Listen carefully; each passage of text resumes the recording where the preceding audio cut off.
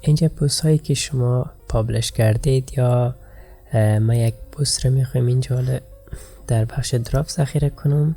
اینجا save this post on to the draft.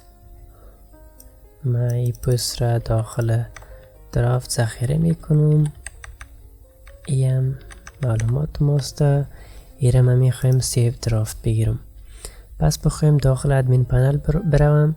اینجا ویو پست را کلیک میکنم. پس به این صفحه قبلی ما را میاره و این پست که ما فعلا درست کردیم در درافت ذخیره است، هنوز پابلش نشده. وضعیت از زیر اینجا نشان میدهد. اینجا اوتر یا اونمو کسی که پست درست کرد نامش نوشته میشه، یوزرش نامش یا اونمو یوزر نیمش. خب این ما هستم، ادمین هستم و بخش کاتگوری از اینجا ظاهر میشه، تگ ها اینجا ظاهر میشه و تاریخ از اینجا ظاهر میشه. این لاست مودیفاید است که اینمی تاریخ سال 2021 1:15 ساعت 12:57 شب. اینجا صبح است نی؟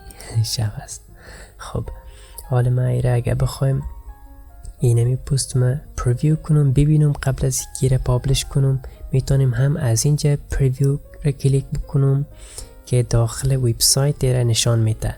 قبل از پست کردن یا پابلش کردن پست ما باید مطمئن باشیم که پست ما هیچ مشکل ندارد و یا کدام ایرور، کدام خطا یا صحیح دیزاین شده، استراکچر ازی، کل گپ های ازی دیگه. اول باید مطمئن باشیم. بعد از پابلش شدن ممکن در وبسایت ما هزاران بیننده داشته باشیم. وقتی که ما خودسرانه یک پست را پابلش کنیم حتما دیگه زیر انتقاد و نظریات منفی بیننده های یا کاربران وبسایت مواجه می شویم. باید به بخش خیلی دقت و متوجه باشیم. و اینجا وقتی که من داخل اونمو پست اگر باشم اما هنوز پابلش نشده، اینجا پابلش را بر من نشان میده. اگر من را پابلش میکردم قبلا اینجا اپدیت ظاهر میشد. وقتی که من را اپدیت میکردم باز اپدیت فعال میشد و اپدیت رو کلیک میکردم بالای اونمو پست ما تغییرات دیگه ما تازه ما اضافه میشد. و از اینجا هم من میتونم میره پریویو کنم. اینجا برام چندین آپشن را بر من نشان میداد. اگر شما داخل کامپیوتر هستید من مطمئن هستم شما حتما کارهایی که اینجا میکنیم وقتی که از اینمی سرور که زمپ میگیم یا وامپ است هر کدام که شما استفاده میکنید اینجا حتما داخل کامپیوتر هستید و شما میخواهید اینمی پست رو داخل موبایل یا تبلیت ببینید. تابلت اونم دوا نره باشه، به فکر دوا نرین. دوا نیست، تابلت است. تابلت یا آیپد میگین و اونم گپای مدرن دیگه. خب این تابلت را کلیک میکنید و اینجا پریویو میکنید.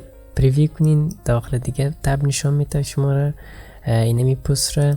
اگر من تابلت بگیرم داخل اینمی صفحه بر من نشان میده. اگر موبایل بگیرم به ورژن موبایل بر من نشان میده یا سمارت فون. خب چقدر کلان و بی رقم.